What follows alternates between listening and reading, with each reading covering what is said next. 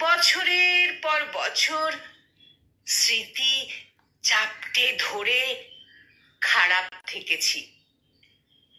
বিচ্ছেদের আগে ভাঙনের আভাস পেলে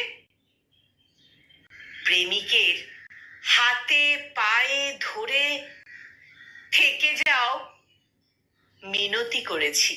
বিচ্ছেদের পর অনাচার করেছি নিজের ওপর। প্রেমে থেকে ঝগড়াঝাটিতে আপোষ করেছি একাই। কিন্তু অবাক করা বিষয় দেখো, বিচ্ছেদের মুহূর্তে আমি একবারের জন্য দুর্বল হই না। একবারও তাকে ছেড়ে না যাওয়ার অনুরোধ করি না। একবারও তাকে ছেড়ে না যাওয়ার অনুরোধ করি না। এক ফোঁটাও চোখের জল ফেলি না।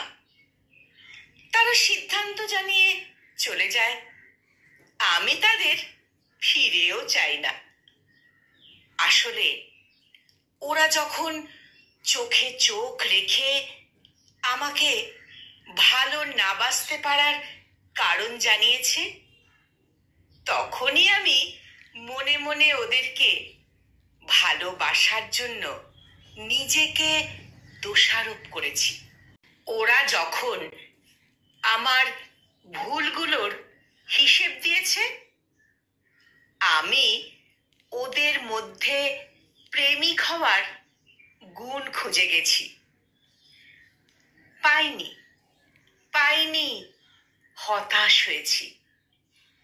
ওরা যখন অন্যের সাথে তুলনা টেনে আমাকে প্রেমের অযোগ্য প্রমাণ করেছে, আমি তখন অপলক চোখে ওদের বিশ্বাসঘাতকতার দুঃসাহস সম্মান করে গেছি।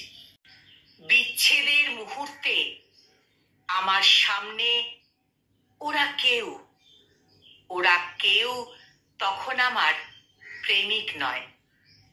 তখন ওরা এক একটা সুবিধাবাদী কাপুরুষ, যারা স্বার্থের খাতিরে ভালোবাসাকে অস্ত্র করেছে। ওরা তখন কেউ আমার মনের অধিকারীও নয়, বরং এক একটা শির দাঁড়াহীন জন্তু, যাদের চোখের জলটাও সাজানো। কলমে বন্যা কর আর কণ্ঠপ্রয়াসে আমি নিবেদিতা।